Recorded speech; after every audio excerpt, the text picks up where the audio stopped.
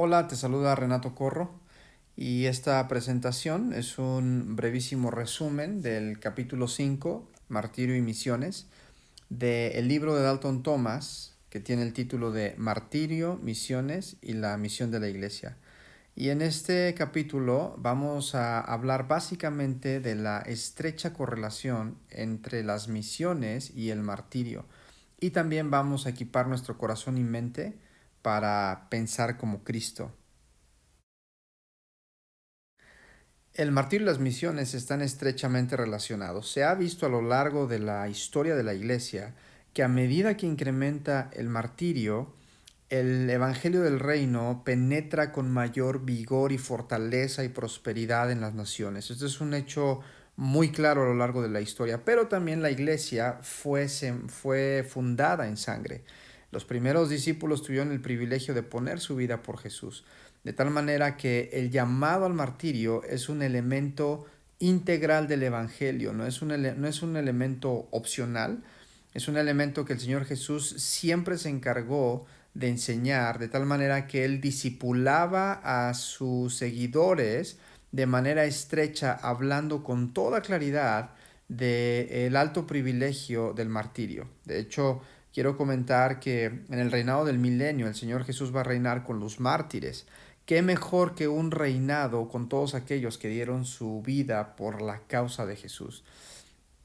Eh, de tal manera que el llamado al martirio lo podemos ver como un discipulado personal. Pero aparte de que es un discipulado personal, es parte inherente de la gran comisión. El Señor Jesús dijo que en estos tiempos la maldad iría en aumento. Una de las características de los tiempos previos a su regreso sería una maldad creciente, donde la cizaña iría madurando, donde los cabritos irían madurando, la maldad iría madurando, y es en medio de esta maldad donde la gran comisión se ejecuta para que el Rey Jesús pueda regresar, ya que el Rey Jesús no regresa si no se ha completado la gran comisión. De los 6,000 grupos étnicos que aún no han escuchado del Evangelio, de los poco más de 6,000 grupos étnicos que hoy en día en la tierra no han escuchado del Evangelio, van a requerir amantes, embajadores dispuestos a dar su vida para que el Evangelio les alcance, para que las buenas nuevas del perdón y de la misericordia de Dios en Cristo Jesús y la amistad que Él desea con la humanidad pueda ser proclamado ese mensaje. Entonces, estos 6,000 grupos étnicos no son 6,000 grupos étnicos pasivos, son violentos y resistentes al Evangelio. De tal manera que la tarea es grande y va a demandar mucho de la iglesia. La pregunta es, ¿qué costo está dispuesta la iglesia a pagar para que los que nunca han tenido un embajador del reino que les anuncie el evangelio puedan llegar? ¿Cuál es el costo que la iglesia está dispuesta a pagar? Yo creo que la iglesia estará, si no lo está hoy, estará dispuesta a pagar cualquiera que sea el costo. El Señor Jesús, como el más grande misionero, declaró que su muerte sería un ejemplo para sus seguidores. El Señor Jesús siempre nos modeló con el ejemplo y siempre se puso como ejemplo para que nosotros le contempláramos, fijando nuestra mirada en Él, pudiéramos ser capaces de, en fe, seguir su ejemplo, habilitados por su gracia. Y el Señor Jesús dijo esto: en verdad les digo que si el grano de trigo, a menos que sea sembrado en la tierra y muere, queda solo. Sin embargo, su muerte producirá muchos granos nuevos y una abundante cosecha de nuevas vidas. El Señor Jesús advirtió que había una necesidad de muerte del grano para que pueda haber una cosecha fructífera. Y esta muerte no solo se refiere a muerte a nuestra carne y deseos, se refiere a muerte física, iba implícita en este mensaje de Jesús. El Evangelio del Reino y el fin de esta era están relacionados. ¿Cuál sería la implicación de alcanzar a los más de 6,000 grupos étnicos restantes en esta generación? Vivimos en la primera generación en la que es posible alcanzar a todos los perdidos. Pero ¿cuáles van a ser las implicaciones? Vamos a mencionar dos elementos importantes a considerar. Número uno, el cumplimiento de la gran comisión y el fin de esta era son interdependientes. El Señor Jesús en Mateo 24:14 dijo que el evangelio del reino sería anunciado a todas las naciones y entonces vendría el fin. El Señor Jesús está aquí hilando en la misma narrativa el cumplimiento exitoso de la gran comisión, todas las naciones siendo evangelizadas en una misma generación con el fin de esta era tal cual la conocemos para iniciar la era del reinado perpetuo de Jesús y restaurando la tierra completamente. Eso es muy interesante, esta apreciación que Jesús nos invita a hacer. Otra implicación de alcanzar a los 6,000 grupos restantes en esta generación es que si eso es posible hoy, quiere decir que el Espíritu Santo nos ha confiado el privilegio de alcanzarlos. Y para esto va a ser necesario que nosotros equipemos nuestra mente y nuestro corazón con una mentalidad de mártir. Básicamente la mentalidad de mártir es estar dispuesto a todo por amor. Independientemente que no seamos martirizados, podemos tener una teología y una mentalidad y un estilo de vida de mártires si nuestro deseo del corazón es de estar dispuestos a todo por amor. Misterio doméstico y misiones fronterizas. ¿Qué son estos dos conceptos? Timoteo hacía ministerio doméstico. Él servía probablemente en Éfeso, una iglesia sumamente avivada. Y Pablo le dio un consejo, le dijo: tú sé sobrio en todo y soporta las aflicciones y haz obra de evangelista, cumple tu ministerio. Timoteo fue llamado y motivado, exhortado a hacer obra de evangelista en un lugar específico donde ya se habían puesto previamente fundamentos. De tal manera que Timoteo edificaba sobre un fundamento puesto por otro, y esto es hacer ministerio doméstico, que la mayoría de nosotros estamos familiarizados con el ministerio doméstico. Y también Timoteo hacía obra de evangelismo doméstico, es decir, él predicaba el evangelio en una iglesia avivada donde ya habían sido puestos fundamentos, donde el evangelio ya había sido esparcido. En ese lugar él hacía evangelismo doméstico. Por el contrario, Pablo en Romanos 15:20 expresa el deseo de su corazón diciendo: y de esta manera me esforcé a predicar el evangelio no donde Cristo ya hubiese sido nombrado, para no edificar sobre fundamento ajeno. Aquí Pablo está definiendo lo que son las misiones fronterizas. Predicar el evangelio donde no ha habido fundamento, de tal manera que Pablo estaba poniendo fundamentos donde el evangelio no había conocimiento del evangelio. Y aquí de esta manera Pablo estaba haciendo misiones fronterizas, muy diferente al ministerio doméstico que estaba haciendo Timoteo. Y estos dos versos los podemos usar para entender estos dos conceptos: ministerio doméstico y misiones fronterizas. Ahora, con respecto a abrazar el llamado de las misiones fronterizas, es importante que sepamos que el menos del 1% de los recursos de la iglesia van a grupos no alcanzados. Y no es difícil entender esto. Podemos observar en nuestras iglesias o iglesias que conocemos, comunidades donde hemos ido, y la mayoría del presupuesto se va a misiones domésticas. Y muy poco recurso humano y recursos materiales están siendo canalizados. De tal manera que en 2000 años, esta cifra es interesante, en 2000 años, 41% de la población no ha conocido un embajador de Cristo. Casi podríamos decir que el 50%, la mitad de la población mundial, no ha conocido el mensaje del evangelio que restaura, redime, sana y coloca en una relación correcta con Dios. Esto es alarmante para los que amamos a Cristo. Esto es alarmante para la iglesia. En 2000 años ha faltado que el evangelio impacte a muchas naciones. ¿Por qué? Porque la mayoría de los cristianos se ubican a sí mismos llamados para hacer evangelismo doméstico, misiones domésticas. Si esto fuera así, si Dios llamara a cada cristiano a hacer evangelismo doméstico, tenemos más probabilidades de morir en un accidente de avión que ir a los grupos no alcanzados. Medita en esto. Para esto el Señor nos hará libres del temor a la muerte. Esta es una obra sobrenatural del Espíritu Santo. Nosotros no podemos hacer nada, es obra del Espíritu Santo. A medida que nos disponemos y tenemos este tipo de conversaciones sinceras con Él. Y hay dos preguntas que hay que considerar. ¿Por qué tan pocos cristianos han ido a los no alcanzados? ¿Por qué hay tan pocos recursos canalizados para los no alcanzados?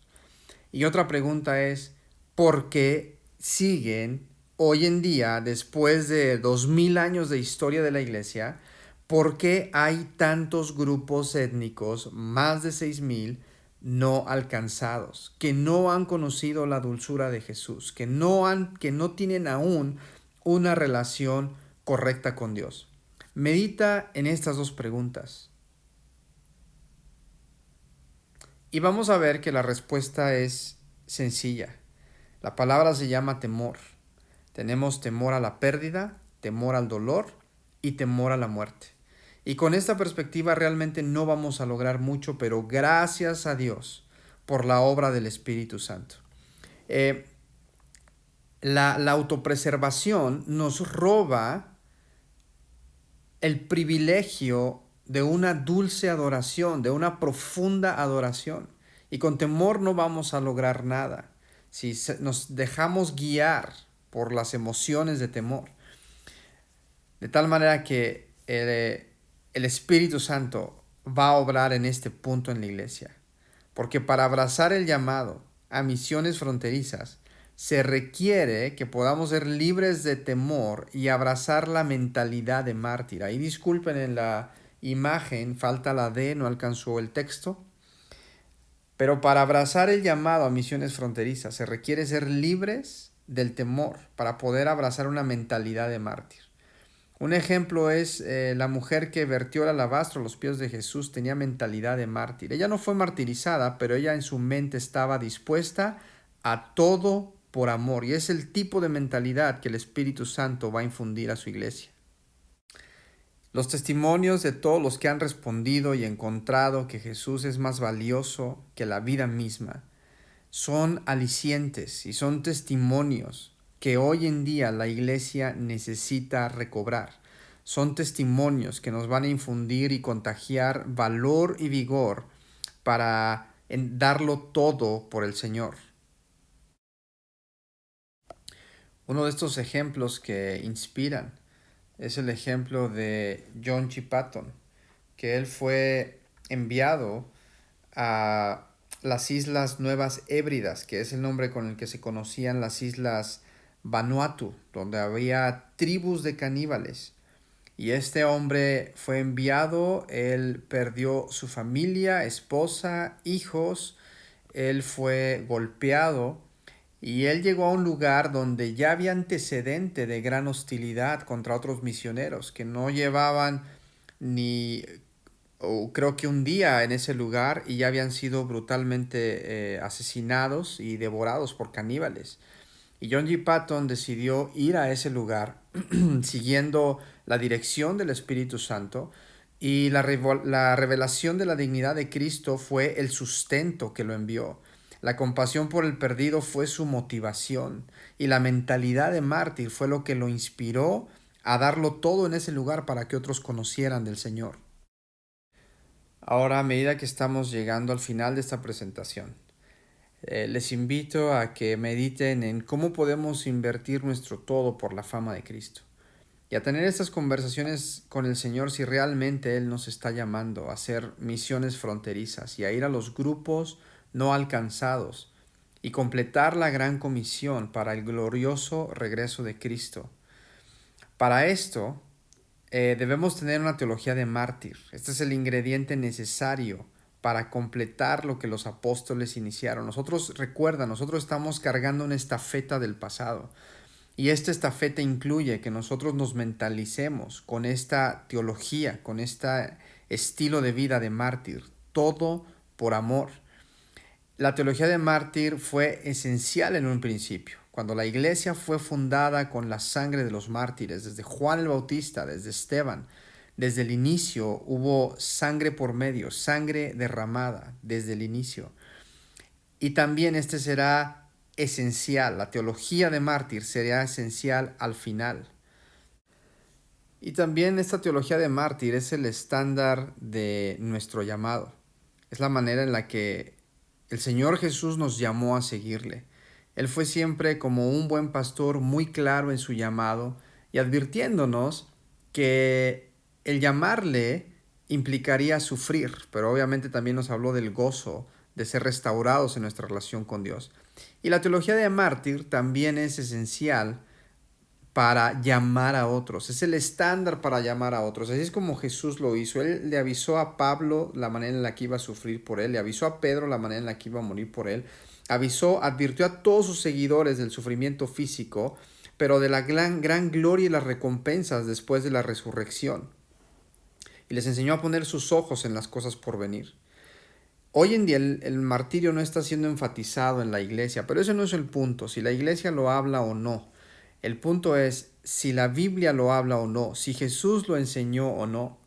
Y Jesús vio todos los beneficios de enfatizar y de hablar acerca del sufrimiento, de dejar padre y madre, de dejar todo por Él, de las recompensas que habría por dejar todo para seguirle. Habló de las recompensas de aquellos que sufriéramos por su causa, de los pacificadores, las bienaventuranzas.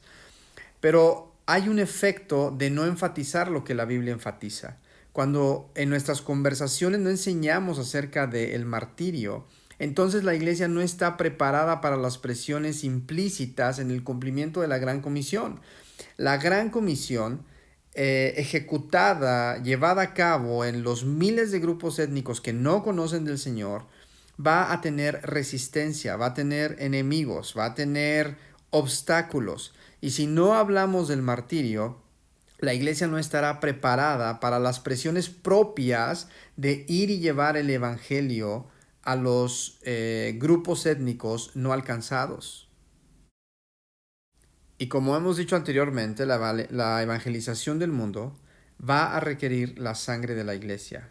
La cabeza sangró, murió, sufrió, pero resucitó. También el cuerpo va a sangrar, va a sufrir, morir, pero va a experimentar una resurrección gloriosa, que es donde está puesta nuestra esperanza, de acuerdo a las palabras de Pablo. El Cristo crucificado es fielmente representado a través de una iglesia crucificada. La cabeza fue crucificada, es altamente probable y sería natural pensar que el cuerpo también va a ser crucificado. Y finalmente, terminamos con este pensamiento. Nuestra contribución para el cumplimiento de la Gran Comisión va a ser determinado por la convicción que tengamos de que vale la pena invertir nuestras vidas mortales para que Cristo sea dado a conocer en medio de un mundo que perece. Y puedes meditar en esto y puedes tener conversaciones honestas con el Señor. Y vamos a orar para terminar. Señor, gracias por tu buena voluntad para tu iglesia. Gracias porque mediante tu amor, tu espíritu, estás capacitando tu iglesia para que sea una ferviente amante tuya, que no ame más esta vida que el temor a la muerte, como dice en Apocalipsis. Señor, tú vas a tener una novia que te ama en un yugo igual. Vas a tener una novia que no se va a aferrar a esta vida. Y en tu gracia decimos sí a tu llamado. Maranata, ven Señor, a cualquier costo. Ven Señor Jesús. Amén.